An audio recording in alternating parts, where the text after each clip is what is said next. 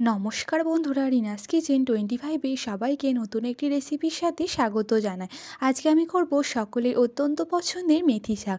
এই রেসিপিটি গরম ভাতের সাথে খেতে বেশ ভালো লাগে। চলুন তাহলে একদম দেরি না করে দেখে নিই রেসিপিটি আমি কিভাবে করেছি। রেসিপিটি করার জন্য প্রথমে কড়াইতে তেল দিয়ে বড়িগুলোকে লাল লাল করে ভেজে নিয়েছি।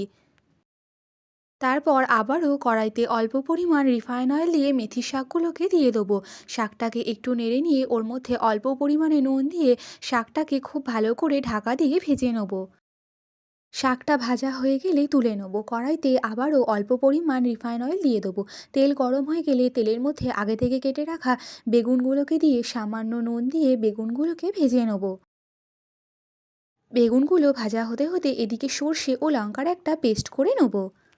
তারপর কড়াইতে আবারও রিফাইন অয়েল দিয়ে দেবো। তেল গরম হয়ে গেলে 5 ফোড়ন দিয়ে দেবো। ফোড়নটা হয়ে গেলে আগে থেকে কেটে রাখা শিম ও আলুটাকে কড়াইয়ের মধ্যে দিয়ে সামান্য নুন দিয়ে হালকা ভেজে নেব। আলু ও শিমটা একটু ভাজা ভাজা হয়ে যাওয়ার পর ওর মধ্যে আগে থেকে তৈরি করে রাখা সর্ষে ও লঙ্কার পেস্টটা, হলুদ গুঁড়ো ও পরিমাণ মতো নুন দিয়ে দেবো। এবার মশলাটাকে খুব ভালোভাবে কষিয়ে নেব। মশলাটাকে 2 থেকে 3 মিনিট কষিয়ে নেওয়ার পর আগে থেকে ভেজে রাখা মেথি শাকটাকে এবার দিয়ে দেবো। শাকটা দিয়ে কিছুক্ষণ মিশিয়ে নেওয়ার পর এবার পরিমাণ মতন জল দিয়ে দেবো। জল দিয়ে কিছুক্ষণ মিশিয়ে নেওয়ার পর এবার ওর মধ্যে আগে থেকে ভেজে রাখা বেগুন ও বড়িগুলোকে দিয়ে দেবো।